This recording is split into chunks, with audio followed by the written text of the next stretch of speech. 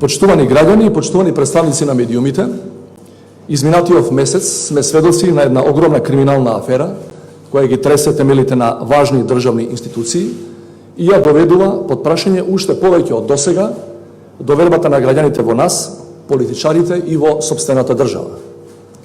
Јас јавно, уште на самите почетоци на така наречената афера Рекет, го кажав својот став дека сум разочаран од тоа што го слушнав и повикав на брза и темелна истрага. Наместо тоа, надлежните отидоа на годишен одмор, како да се работи за редовна состојба и за рутински предмет, а не е така.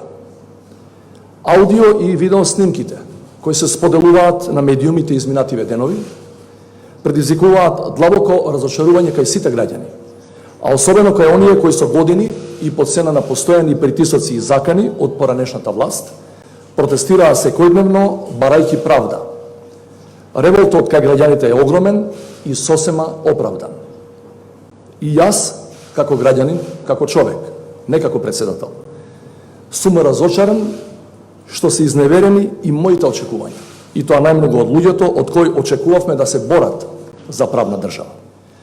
Длабоко верувам дека ние политичарите сме со поголема одговорност од другите граѓани, затоа и нашите евентуални противзаконити действија треба да бидат процесуирани со поголемо внимание и дури и построго казнувани во однос на другите граѓани.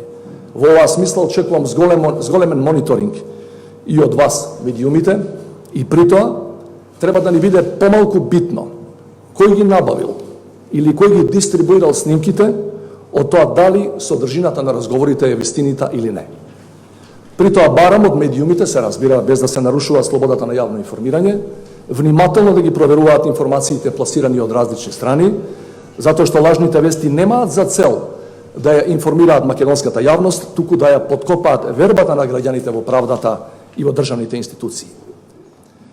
Од оно што досега е јавно познато, за жал известно е дека во случајот се вмешани луѓе со различни профили.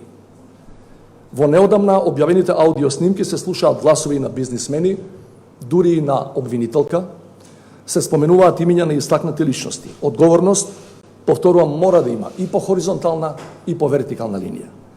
Одговорност и казни мора да следат за сите чија вина ќе се докаже без разлика дали станува збор за обвинители, членови на политички партии, бизнисмени или политичари. Никој не смее да биде над законите во оваа земја. Ничија партиска или политичка припадност не смее да биде посилна од правдата. Оние кои тоа не го знаат или не го почитуваат, треба да им го отстапат своето место на оние кои тоа го знаат и го почитуваат. Нема правна држава ако власта ги гони само криминалците на претходната власт, а не и криминалците во своите редови.